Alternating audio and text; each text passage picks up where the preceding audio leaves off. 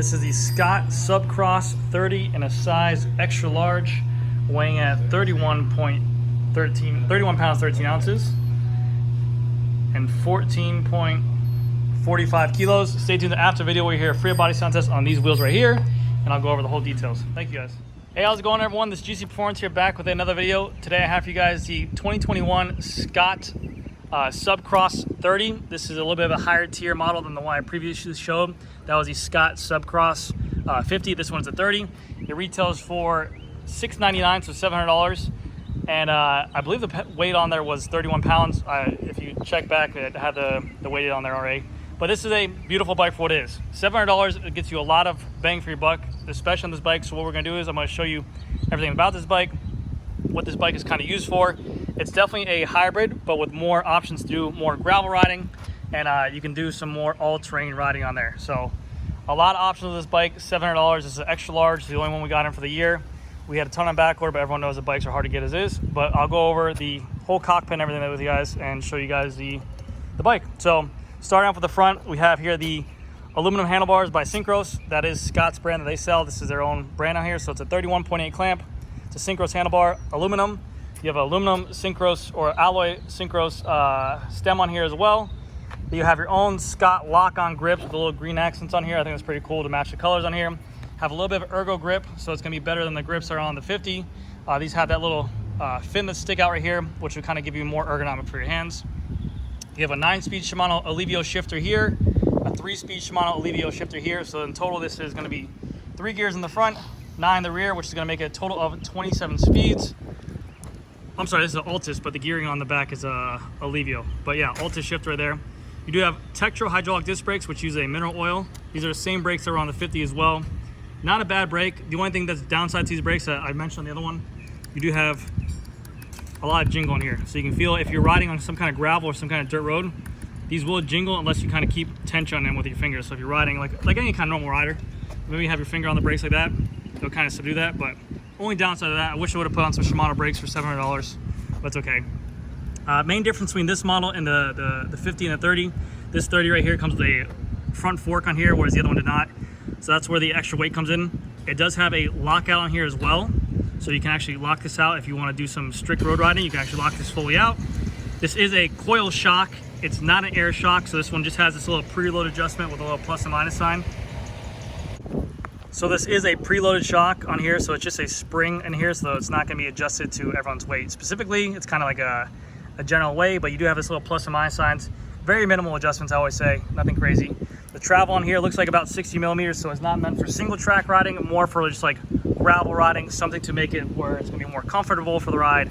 Give you that little bit of cushion if you are riding on dirt roads, cobblestones, or stuff like that. This suspension will come into play, and I love the fact that they actually do give you a lockout.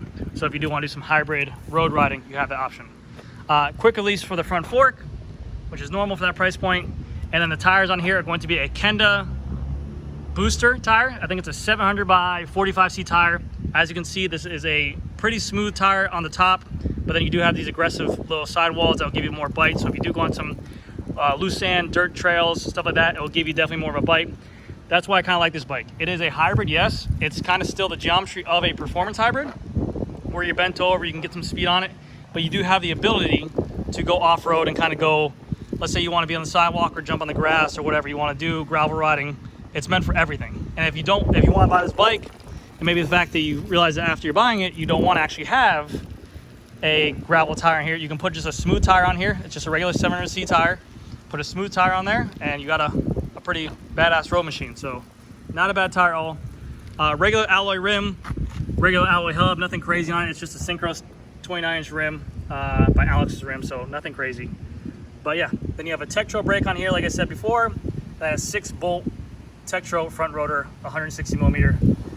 Nothing crazy. Paint job's good. It's like a titanium kind of matte finish on there. Looks really cool, like a titanium gray, like a gunmetal. You do have these accents of these light lime green. You got the sub green right there. You got Scott right there. You got the Scott logo right there, which looks really good. The little lock-on grips, like I mentioned before.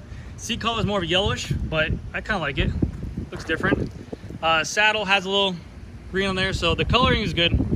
Definitely more minimalistic, but it looks nice. I'm not gonna lie, it looks really good. Frame is aluminum. You have the 2 water bottle placements right here for boom and boom. And then you can see on here, this bike does have some fittings on here if you want to, I don't know on the front actually for that fork. I don't think you can do anything on the fork. But on the back, you can add a rear rack, fenders, whatever you want to do on there. You have the option. Bottom bracket is threaded on here, and right now it's running a Shimano Octolink threaded bottom bracket. You have a Shimano Octolink crank on here as well. I believe the gearing on here is a 48, 38, 28. It's a triple chainring in the front. And then you have a Shimano Altus front derailleur right here. So not bad at all. You can see you have the 30, what is that? 34.9 seat post collar on here. Synchros, Scott Synchros alloy seat post, and then you have their Scott Synchros sub saddle. Very comfy, a lot of cushion right here. It's kind of like a dense foam. Looks very nice. Recommendation for every single saddle.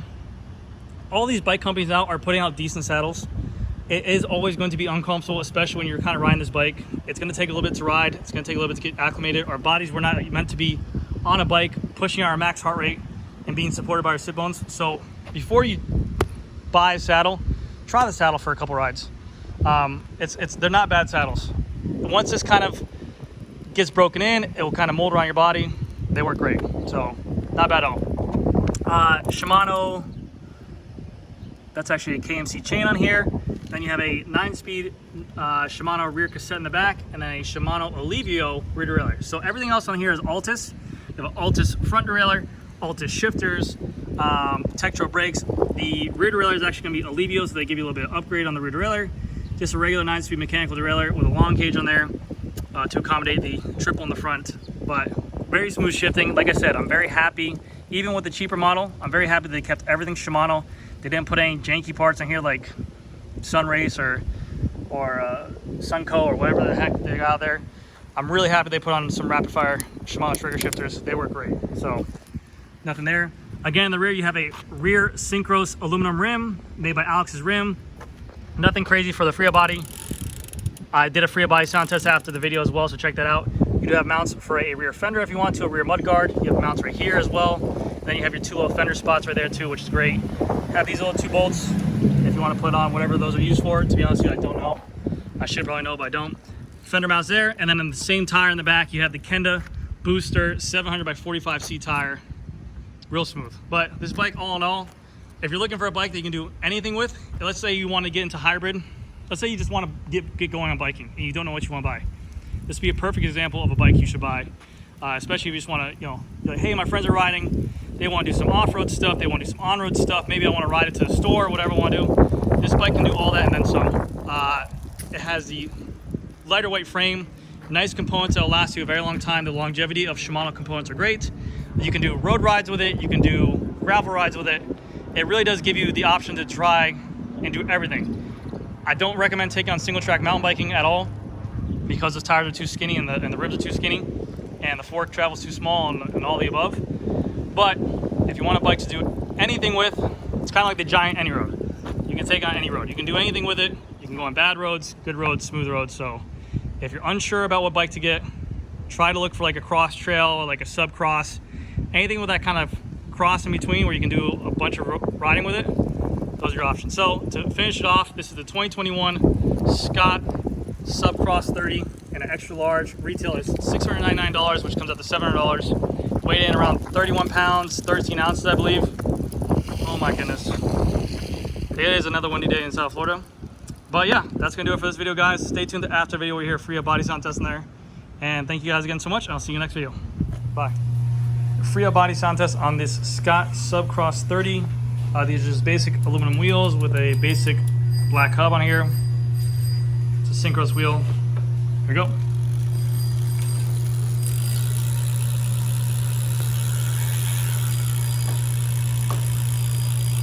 Alright guys, thank you so much. I'll see you next video. Bye.